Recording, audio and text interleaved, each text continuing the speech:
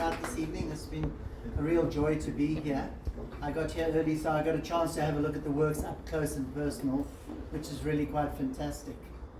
Following on what my brother Pablo Picasso said, that every child is an artist, he also acknowledged the fact that when people said to him, "Your art looks like a child's art," he said, "Thank you very much.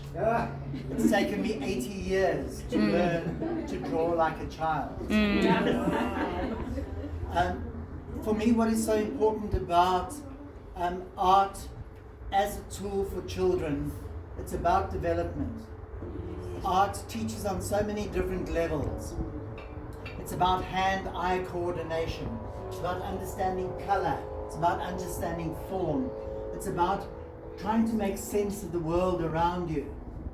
If you look at some of the works that are here, you can see there's a sense of sadness. You know, the little girl who's looking sad because either her mummy is not there, or her mummy's just given her a hiding, or something like that, and she doesn't quite understand.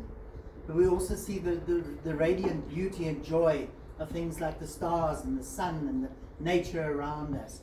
And those are the things that the kids do on their own. You know, if you left them alone, you'd find them in the corner with their crayons drawing and doing stuff. They don't need to be told that this is important. For them, it's important already. And for you as parents, you need to acknowledge that kind of sense of importance.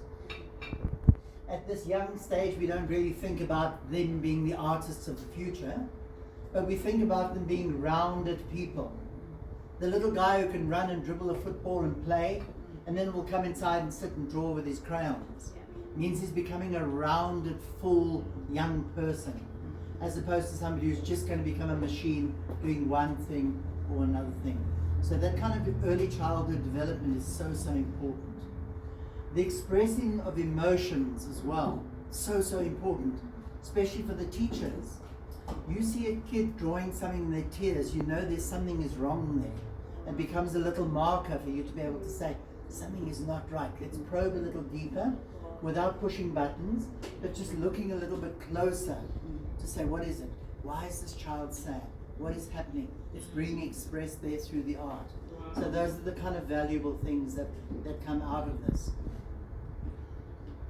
Moving 40 years on, when your child becomes trained and a well-known artist, there's a whole industry that is out there. Art is not just a hobby, it's an industry. It brings in billions into the economy of South Africa. Our most famous artist earns a little bit of money every year. Who'd like to hazard a guess how much he earns? What do mining magnates earn? 2 million, 5 million a year?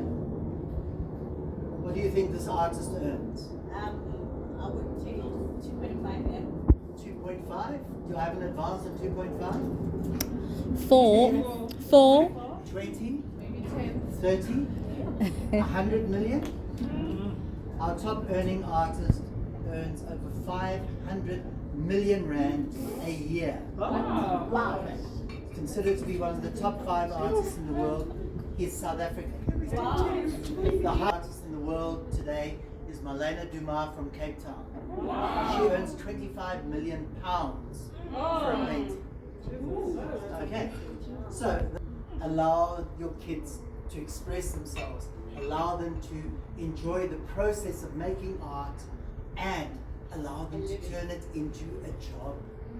You know, what a pleasure to get 500 million rand to be paid to draw.